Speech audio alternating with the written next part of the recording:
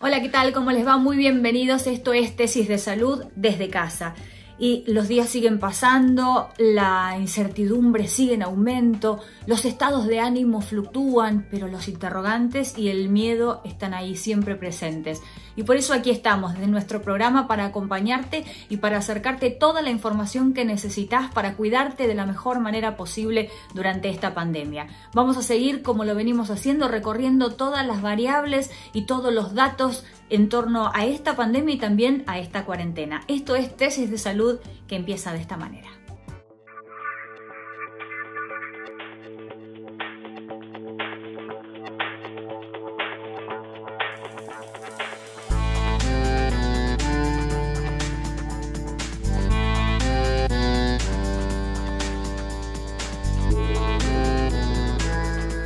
Y llegó el momento de abrir el consultorio oftalmológico porque queremos ver si tenemos que tener algún cuidado especial con respecto a nuestros ojos. Por eso estamos con el doctor José Arrieta. Doctor, ¿cómo nos puede afectar a nuestra visión, a nuestros ojos, el COVID-19? Gracias, Paula, por la invitación. Bueno, vamos a hablar de cómo puede afectar el coronavirus a nuestros ojos. Por un lado, tenemos que saber que las puertas de acceso para infectarnos de COVID pueden ser la mucosa bucal, la respiratoria y también la mucosa de los ojos, y por eso debemos protegernos.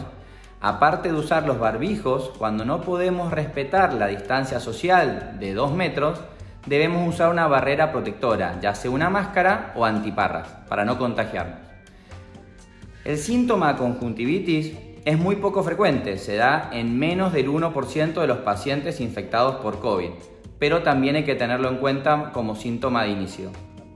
Aparte de eso, tenemos que saber de que nuestros ojos son afectados por muchas cosas que estamos haciendo durante la cuarentena.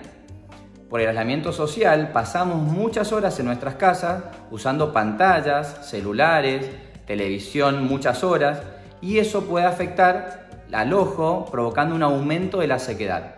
La gente tiene que saber de que cuando estamos concentrados mirando una pantalla, parpadeamos hasta 10 veces menos que en la vida normal. Y eso, si la lágrima es muy buena, mantiene igual la humectación, pero si la lágrima no es de tan buena calidad, se va secando hora tras hora. Los síntomas que esto provoca son muy variados. Por un lado, el ojo rojo es uno de los más frecuentes. Además podemos tener visión borrosa transitoria.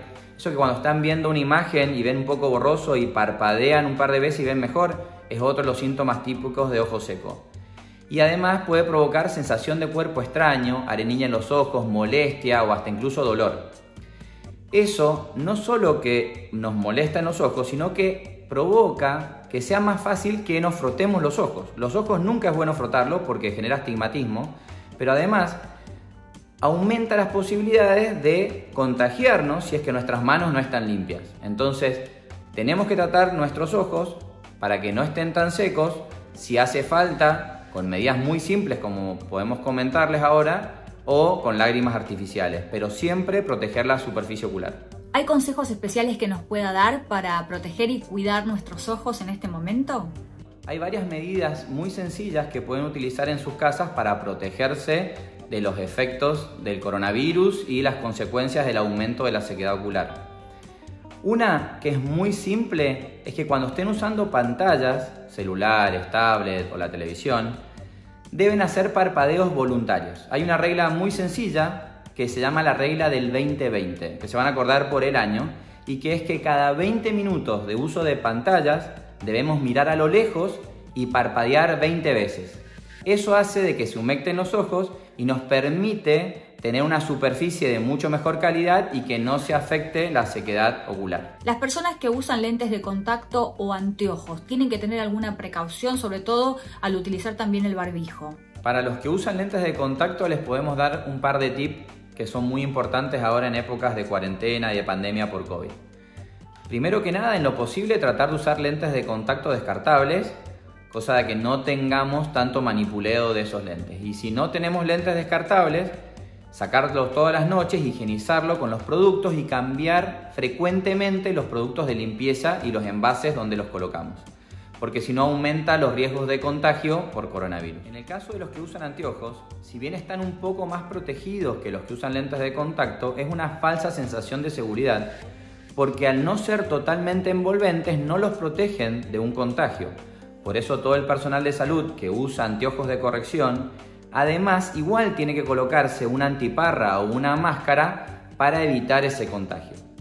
Por otro lado, el hecho de manipular permanentemente el anteojo, la gente que usa, por ejemplo, solo para cerca o tiene uno de lejos y otro de cerca, cada vez que se lo saca y lo apoya en una superficie, debe volver a higienizarlo antes de colocárselo nuevamente, porque también puede ser una vía de contagio por el manipuleo de ese anteojo. Bueno, para resumir y recapitular, ¿cómo cuidamos entonces nuestros ojos en el marco de esta pandemia de coronavirus? Recuerden siempre no frotarse los ojos.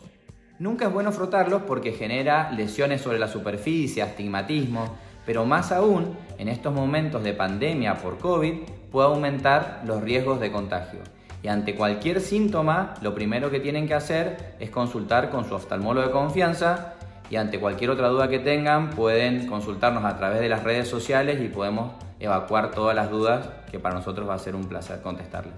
Y nos acompaña Jorge González, que es ministro de Gobierno, Justicia, Seguridad y Trabajo de Formosa y además integrante del Comité de Emergencia por el COVID-19. Y queríamos preguntarle, Jorge, ¿cuáles son las medidas de prevención que se han tomado a nivel provincial desde la declaración de emergencia nacional? La declaración de la emergencia nacional a nosotros nos toma ya trabajando previamente en una tarea de prevención respecto a esta situación. Nosotros arrancamos hace muchos años atrás, esto no es producto de un día al otro. Nosotros en la provincia de Formosa nos hemos decidido tener un modelo de provincia que nos incluya todo, y el aspecto sanitario es un aspecto sumamente importante. Nosotros tenemos un sistema de salud territorialmente presente, de complejidad creciente, y eso hace de que llevemos un trabajo muy fuerte en lo que hace a la atención primaria de la salud y a la prevención de las enfermedades. En este momento tenemos dos situaciones que atender. Por un lado tenemos el dengue y por el otro lado tenemos la situación del coronavirus. ¿Qué hicimos en relación al coronavirus? Primero, mucha información. Ya a los principios días del mes de marzo arrancamos con mucha capacitación a nuestro personal de salud y a nuestro personal de seguridad, porque lo peor que podíamos tener es la desinformación. Y posteriormente hicimos muchas medidas de carácter sanitario, como el control del ingreso de personas a nuestra provincia, y hoy tenemos, además de ese control del ingreso de personas a nuestra provincia, tenemos corredores sanitarios por donde se maneja el transporte de mercaderías en toda la provincia, y también tenemos, por otra parte, centros de alojamiento preventivo donde se cumple la cuarentena. ¿Cómo está compuesto el Servicio Sanitario de Formosa y con qué equipos cuenta el personal de salud y de seguridad? Nosotros tenemos un sistema de salud organizado territorialmente en distritos sanitarios. Cada distrito sanitario a su vez tiene una organización de áreas programáticas. El área programática tiene un centro de salud de referencia y una población de atención. Ese centro de salud de referencia reporta a un hospital distrital, y esos son los dos primeros niveles de atención de la salud en el que se cubren el 80% de las patologías de la población de Formosa. Después hay un tercer nivel, que es el de los hospitales interdistritales, que son hospitales de mayor complejidad. Y por último tenemos el Hospital de Alta Complejidad Juan Domingo Perón, que es un hospital de excelencia en el que solamente llegan personas por derivación, y tenemos trasplantes de órganos, tenemos tratamientos con células madres, y eso se complementaba con lo que es el Centro de Medicina Nuclear, que teniendo el equipamiento comprado y teniendo el 80% de su construcción, durante el gobierno anterior fue suspendida esa construcción.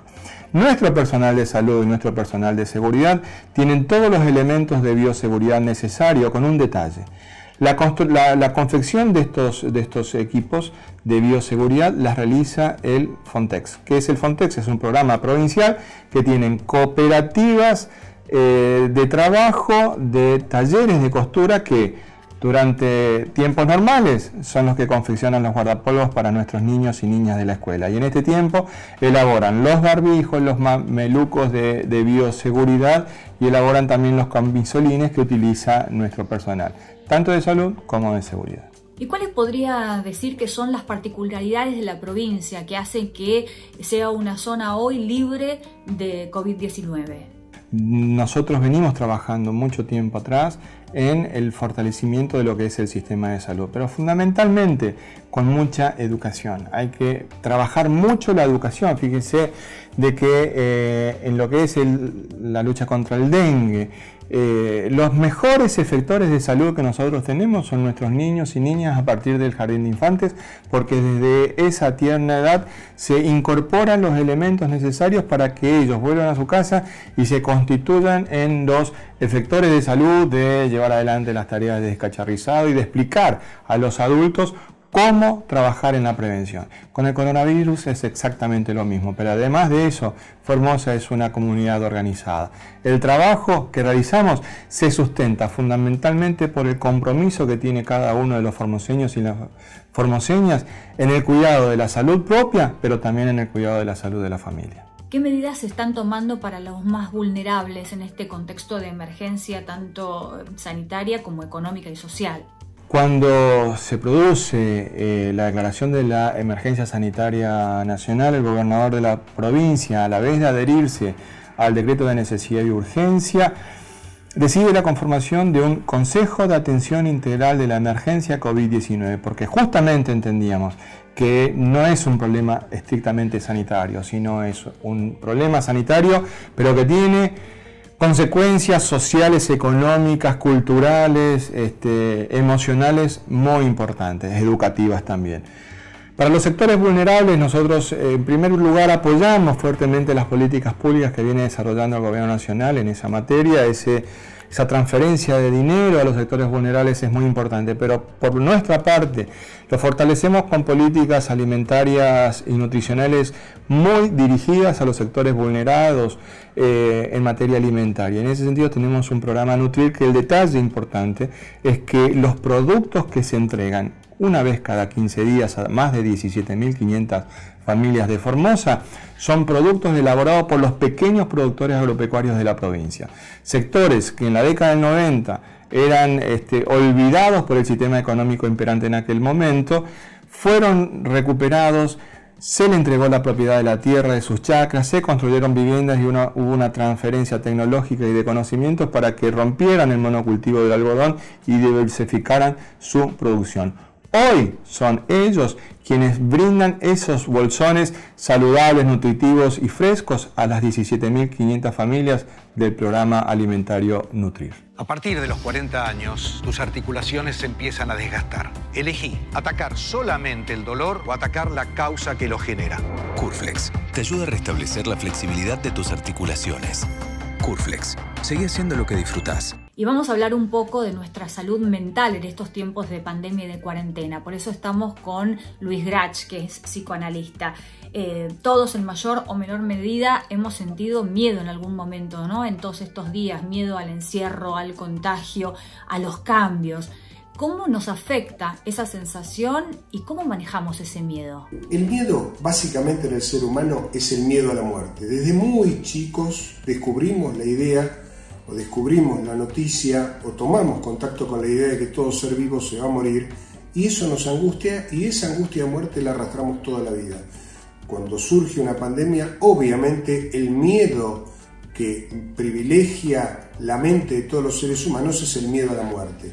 Ahora, lo importante es que el miedo que tengamos sea lo que yo llamo un miedo responsable. No tenemos que caer ni en el terror ni en la irresponsabilidad. El terror o el pánico es un estado emocional sumamente peligroso para el ser humano. ¿Por qué?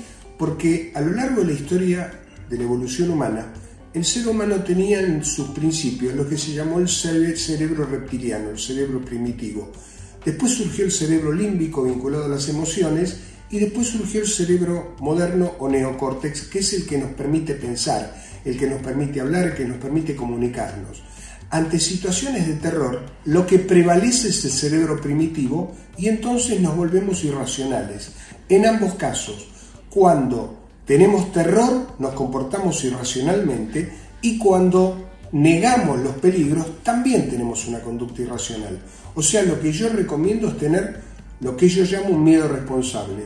Cuidarse a sí mismo, cuidar a los demás, tomar las prevenciones que hagan falta para protegerse de la pandemia, pero no caer ni en la irresponsabilidad y mucho menos en el pánico o el terror. Y pensando en cómo toda esta situación afecta nuestra salud mental, ¿qué desafíos nos plantea la pandemia?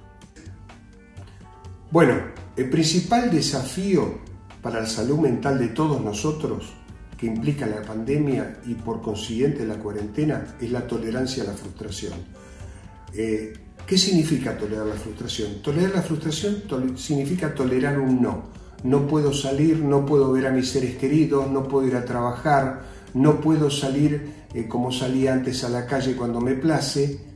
Para todos nosotros tolerar una frustración es muy difícil y por supuesto hay gradientes en esto, hay gente que se vuelve más o menos tolerante a la frustración. Esa frustración, ese aislamiento social tiene como consecuencias, primero, generarnos mucha incertidumbre. La incertidumbre cuyos síntomas principales son la inquietud, la inseguridad, el desasosiego, la falta de paz y esa incertidumbre, esa ansiedad, cuando se prolonga en el tiempo, cuando no sabemos cuándo va a terminar esta cuarentena, lo natural es que sintamos tristeza. La tristeza es una emoción básica junto con el miedo, la ira, la sorpresa, el asco. Por lo tanto, la tristeza es un estado natural, es un estado emocional natural. Si la tristeza se prolonga excesivamente, se puede transformar en un estado patológico que es la depresión. O sea, de la tristeza saldríamos todos nosotros una vez que se supere el aislamiento social con toda facilidad y nadie requiere tratamiento. Ahora, si la tristeza se prolonga excesivamente, en algunas personas se van a desencadenar cuadros de depresiones y estas patologías sí ya requieren tratamiento, a diferencia de la tristeza. La tristeza también tiene una causa conocida, sabemos por qué estamos tristes. En cambio, en la depresión, cuando la depresión no tiene un origen exógeno, externo, sino que la depresión es endógena, no sabemos bien cuál es la causa y los síntomas son muchísimo más graves que lo de la tristeza, al punto tal de que una persona que tiene una depresión puede llegar a tener ideación suicida. Por lo tanto, el aislamiento social difícilmente no traiga consecuencias para un ser humano si se prolonga excesivamente. Lamentablemente todavía, aparentemente no están las condiciones dadas como para que todo el mundo vuelva a su vida normal, pero tenemos que encontrar un balance y un equilibrio para poder tratar de que nuestra vida, aún en cuarentena, nos preserve de la tristeza. Otra sensación muy común en estos días es la de ansiedad, ¿no? ¿Por qué sentimos ansiedad y cómo hacemos para manejarla? Hay diferentes motivos por los que una persona puede estar encerrada. Una persona puede estar encerrada cumpliendo una condena, una persona puede estar encerrada por propia voluntad y una persona puede estar padeciendo un encierro forzado. Y además, hay diferentes causas por las que una persona puede estar encerrada. Cuando corre riesgo la vida de una persona, a la sensación de encierro y de aislamiento social se le suma, como música de fondo constante, el miedo a la muerte. El miedo a la muerte propia, el miedo a contagiarse, o el miedo a contagiar a sus seres queridos, o el miedo a enterarse de que alguna persona con la que él tiene un vínculo afectivo se enfermó y quizás se murió. Entonces, esto lógicamente genera ansiedad y quiero dar algunas recomendaciones en particular para poder sobrellevar mejor el encierro. Es muy importante que el aislamiento social hay que tratar de reducirlo al mínimo posible. ¿Cómo? Comunicándose con los seres queridos, llamando por teléfono, hablando, si es posible, haciendo videollamadas. Hay métodos tecnológicos que tenemos que recurrir a ellos en este momento para que las personas que están teniendo que vivir el aislamiento sientan el contacto emocional, el contacto afectivo, aunque sea a través de estos medios de comunicación. La otra cosa es que el ser humano tiene una tendencia a tener pensamiento lineal. Cuando algo pasa, tenemos la tendencia a creer que esto va a durar siempre. Y esto no es así. Hubo muchas pandemias en la historia de la humanidad, hubo muchas guerras en las cuales se perdieron innumerable cantidad de vidas. Y nosotros naturalmente tenemos una tendencia a tener ese pensamiento lineal y a tener esa visión negativista de la vida. Tenemos que sobreponernos a eso y tenemos que pensar que se acabaron las primeras y la Segunda Guerra Mundial, comenzaron y terminaron. Hubo grandes pandemias que comenzaron y terminaron, y esta también va a comenzar y va a terminar. ¿Y qué tenemos que hacer también para poder sobrellevar la pandemia? Tenemos que hacer proyectos de futuro.